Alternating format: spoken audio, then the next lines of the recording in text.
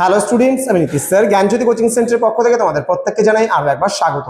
তো স্টুডেন্টস, আজকে আমি তোমাদের সঙ্গে আলোচনা করব CUCCF ক্যালকাটা ইউনিভার্সিটির অধীনস্থ যে সমস্ত ছাত্রছাত্রীরা বিভিন্ন কলেজগুলোতে ফোর্থ সেমিস্টারে পড়ছে তাদের জন্য আজকে DSCC পেপার 5 থেকে ভীষণ গুরুত্বপূর্ণ একটি প্রশ্ন, সেটা হচ্ছে আদি মধ্যযুগের স্থাপত্য ও ভাস্কর্য সম্পর্কে আলোচনা বিস্তারিত আজকে করব ক্লাসটিতে। যারা এখনো পর্যন্ত আমাদের চ্যানেলটিকে সাবস্ক্রাইব করেনি তারা অবশ্যই চ্যানেলটিকে সাবস্ক্রাইব করে পাশে থাকা বেল আইকন অল প্রেস করে দাও, যাতে নেক্সট টাইম থেকে কোনো ভিডিও আপলোড করলে তার নোটিফিকেশনটা তুমি সবার আগে পেতে পারো। এছাড়া অনলাইনে যারা ভাবছো আমাদের ক্লাস জয়েন করবে তারা অবশ্যই যোগাযোগ করো আমাদের অফিসিয়াল নাম্বার 7076398606 নাম্বার অথবা 6295916282 নাম্বারে। তোমাদের টোটাল কোর্স ফি রয়েছে তোমাদেরই সাধ্যের মধ্যে 1199 রুপিস, কিন্তু আমরা এই মুহূর্তে দাঁড়িয়ে পুরো 50% কোর্স তোমাদের ছাড় দিচ্ছি। 50% ছাড় দিলে দাঁড়াচ্ছে তোমাদের 599 রুপিস পুরো সেমিস্টার অল সাবজেক্টের কোর্স ফি। তো দেরি না করে আজই যোগাযোগ করো আমাদের সঙ্গে এবং যুক্ত হয়ে যাও আমাদের অনলাইন ক্লাসে। চলো শুরু করছি আজকে আদি মধ্যযুগের স্থাপত্য শিল্প এবং ভাস্কর্য নিয়ে আলোচনা। দেখো, প্রথমত যদি আমরা ঐতিহাসিক প্রেক্ষাপট দেখি যে এখানে কি করে আমাদের ভাস্কর্য বা স্থাপত্যের ব্যাপারটা আসলো।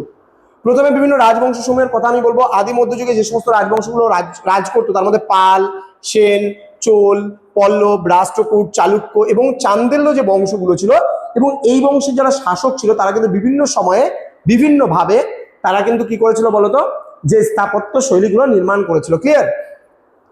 রাজবংশের পৃষ্ঠপোষকতায় স্থাপত্য ভাস্কর্যের অভূতপূর্ব বিকাশ ঘটতে শুরু করেছিল। এবার আঞ্চলিক শৈলীর মধ্যে কি বলছে, এই সময়ে শিল্পকলা প্রধানত ধর্মীয় বিশ্বাসের ভিত্তিতে এবং আঞ্চলিক ভৌগোলিক বৈশিষ্ট্যের উপর নির্ভর করে কিন্তু তিনটি প্রধান শৈলীতে কিন্তু বিভক্ত হয়ে পড়ে।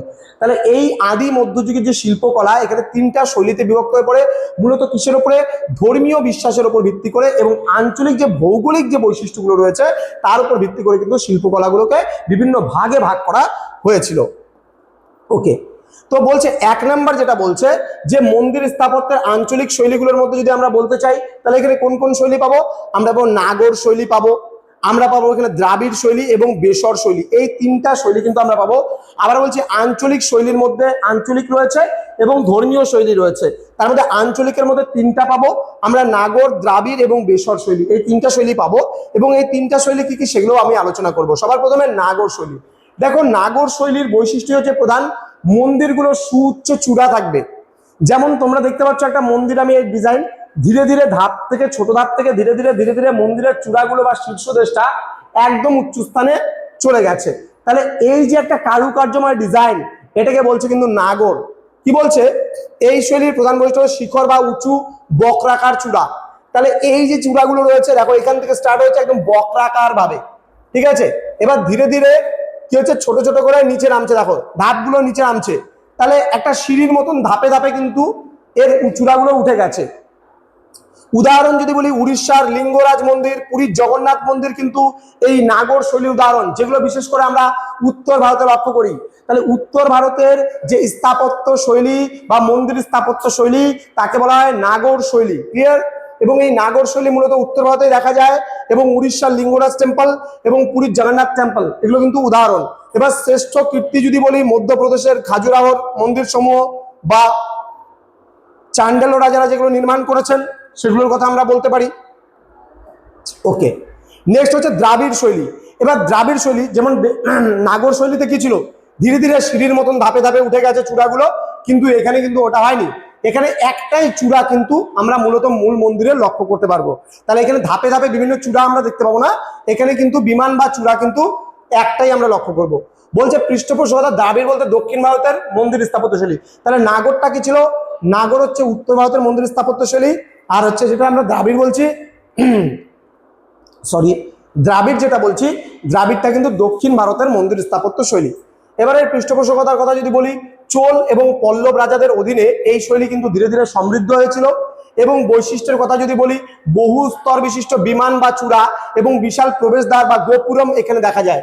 মানে এই মন্দিরের প্রবেশদ্বার কিন্তু বিশাল বড় একটা প্রবেশদ্বার কিন্তু লক্ষ্য করা যায়। দেন বলছে নিদর্শন যদি বলি, তাঞ্জাভুরের তোমার যে বৃহদীশ্বর মন্দির এর অন্যতম সেরা একটা উদাহরণ। ক্লিয়ার? ওকে, নেক্সট চলে আসবে বেসর শৈলী, যেটা মধ্য ভারতে। তাহলে উত্তর ভারতে যেটা ছিল সেটা কি নাগর নামে পরিচিত, তোমার দক্ষিণ ভারতে যেটা আছে সেটা দ্রাবিড় নামে পরিচিত, আর মধ্য ভারতে যেটা আছে সেটা বেসর শৈলী নামে পরিচিত। তাহলে এই তিনটা শৈলী মূলত আমরা লক্ষ্য করতে পারি। এবার দেখো এই বেসর শৈলীতে কি হচ্ছে, মন্দিরগুলো ধাপে ধাপে আলাদা আলাদা জায়গায়। মধ্য ভারতের মন্দিরগুলো যেমন আমাদের ভারতবর্ষ যদি লক্ষ্য করো, উত্তর ভারতের মন্দির এক ধরনের, দক্ষিণ ভারতের মন্দির এক ধরনের, মধ্য ভারতের মন্দির এক ধরনের। বলছে চালুক্য এবং রাষ্ট্রকূটদের আমলে নাগর ও দ্রাবিড় শৈলীর মিশ্রণে এই ভাবধারা জন্মায়। তাহলে এটা উত্তর ভারত, এটা দক্ষিণ ভারত। এবার দুই ভারতের মিলনস্থল হচ্ছে মধ্য ভারত, এবং এই মধ্য ভারতে কিন্তু দুই ভারতের একটা মিশ্রণ এখানে দেখা যায়, যার জন্য অনেকে কিন্তু এই বেসর শৈলীটাকে কিন্তু কি বলে, মিশ্র শৈলীও কিন্তু বলে। এবার উদাহরণ যদি বলতে চাই আমরা, কর্ণাটকের পট্টদকলের মন্দির সমূহ এই স্থাপত্য শৈলী কিন্তু একটা সার্থক রূপায়ণ আমরা কিন্তু বলতে পারি।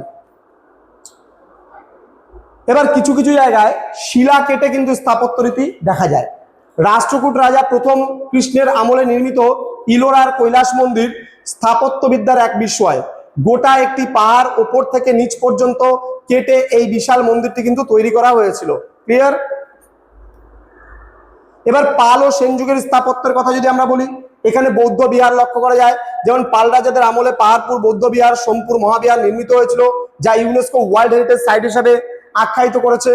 দেন টেরাকোটা শিল্প, যেটা মাটির পোড়া মাটির তৈরি যে শিল্পগুলোকে, সেগুলোকে আমরা টেরাকোটা শিল্প বলি।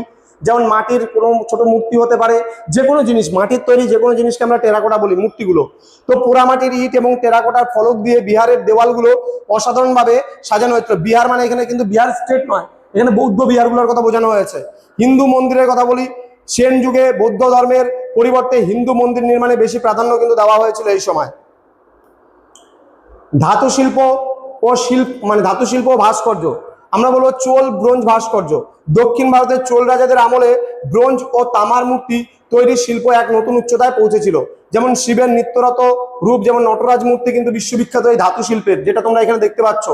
ঠিক আছে, একদম এরকম ভাবে আমি পারি না ভাই, যারা নাচ করে তারা খুব সুন্দরভাবে দেখবে, একদম ভালো করে একদম ডিজাইন বা স্টাইলটা কিন্তু করে খুব সুন্দর। এরকম যারা ভারতনাট্যম করে আর কি, যারা খুব কথাকলি বা কত্থক যারাই আর কি করে বা ভালো নাচ শিখে যারা, তারা পারবে, অনেক মেয়েরাও পারবা তোমরা।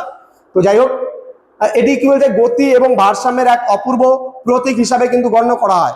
ঠিক আছে, এই যে এটা খুব ফেমাস মূর্তি কিন্তু, হ্যাঁ, এটা নটরাজের মানে বিশ্ববিখ্যাত একটা মূর্তি। ক্লিয়ার?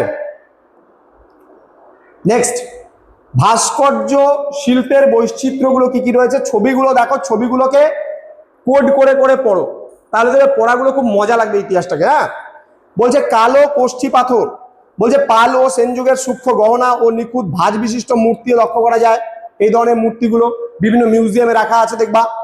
এছাড়া কোণার্ক ও খাজুরাহো টেম্পল, দৈনন্দিন জীবন এবং সামাজিক রীতিনীতির স্পষ্ট নিদর্শন দেখা যায়, এই সমস্ত জিনিসগুলো দেখবা দেওয়া আছে।